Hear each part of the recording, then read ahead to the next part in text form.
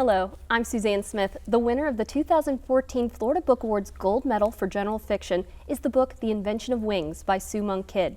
Most people may know Kidd's work from her books, which include The Secret Life of Bees and The Mermaid Chair, but in this new award-winning story, she builds her story around the life of some real historical figures that you may not know much about.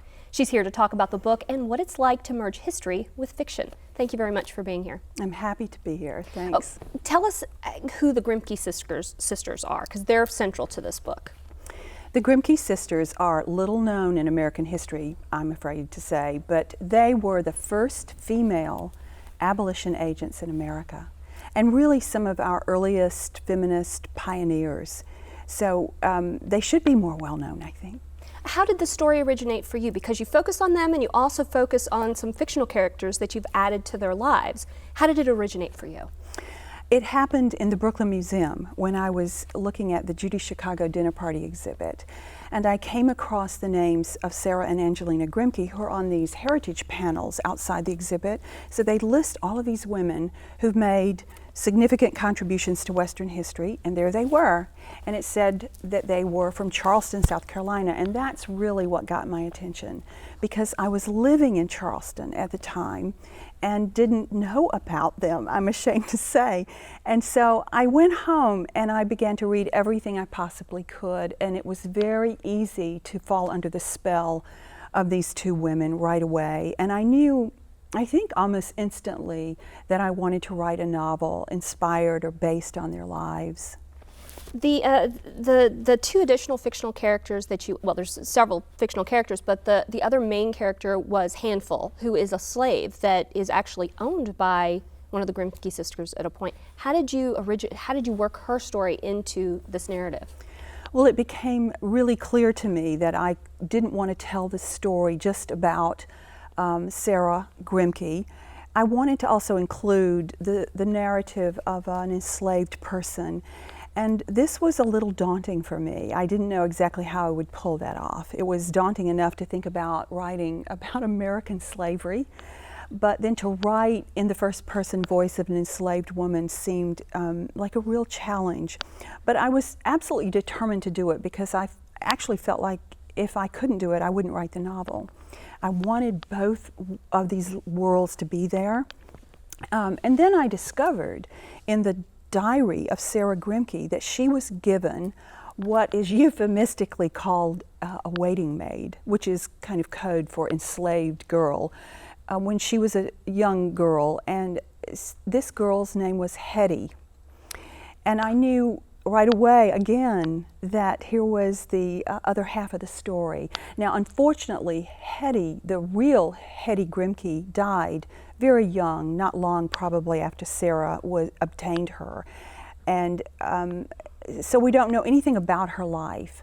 But I wanted to imagine what might have been if she had lived. And so that's how this character came about. You've focused on historical time periods before, but this is like you said, this focusing on historical people that actually existed. How hard was it to mesh history and fiction together into something that stays true to the history, but as well as launches your imagination? That is the real challenge of historical fiction. You know, I'm not a historian and I'm not a biographer, I'm a novelist, and so I had to give myself the freedom to really imagine and graft fiction onto the truth. So it's a blend, really, of fact and fiction, and I was so awed by Sarah Grimke's life. I mean, when you think about coming from Charleston, South Carolina in the early 19th century, here is a woman who was from this wealthy slave-holding family who's at the top of society, and yet she ends up becoming an exile in the North and becoming this great spokesman and crusader for abolition. How in the world does something like this happen? And so I think I was so enamored by that. I didn't want to veer off of her history at all. And it took me a while because of that to get her voice down. I mean, I felt like I had to free her in my imagination in order finally to really tell her story. Now, Hetty Handful is another story. A handful is sort of, it's an example of using your own imagination to create a name, because she had the name that she was given by her slave master, but that she also, her mother gave her a name, which was Handful. That's right. I wanted to have that little piece of it. She was really, for the most part, a complete product of my imagination, so I could conjure her. And so because of that, I think, she just talked a lot in my head. She was very free in my imagination. So I think that was the difference, the reason that Handful's voice actually came to me much easier than Sarah's. Was one of the things that you did, you focused on like about 35 years of their lives together, but you really take it up into the point where the Grimkes became more nationally known figures. Did that make it easier or harder to do the voice that you need to do? Because once they get out into the national public, there's more information about them. Was it easier to do those first years and what leading up to the voices that they created? I think in some sense that's probably true. I mean, I had more leeway, I think, in the beginning when they, although a lot of Sarah's life is chronicled, the turning points in her life that really caused her to become who she did become in the end are in her childhood. I felt like I wanted to tease those out and really portray what is it inside of a person that causes them to be that brave, that causes them to leave their tradition, their church, their family, their homeland, and strike out for this cause that was a cause of her own conscience. What makes us do that? And so I think it was in her childhood. So that's why I focused a lot on the whole span of her life. You talk about, her finding her way to this point of view. Both her and Hetty sort of find their own voices in the book, and you often write about women finding their voices. What is it that attracts you to this idea that women are searching for their voice and the process they have to go through to find it? That is a big motif for me, actually. Both women and their struggle to liberate themselves. I think that whole process of finding our voice is crucial in that. I was interested in Sarah Grimke's struggle, not only to find her voice, but to find her truth, her consciousness. How did that come about inside of her? And then not only to find her own authentic voice, but to have the courage to articulate it and then stand by it. And that's a lot of bravery going on there. This is a classic female journey in any age. It wasn't just in the early 19th century. It still goes on, of women trying to kind of liberate their minds, their spirits, their hearts. And so I think that is essentially what this book is about. It's about the quest for freedom.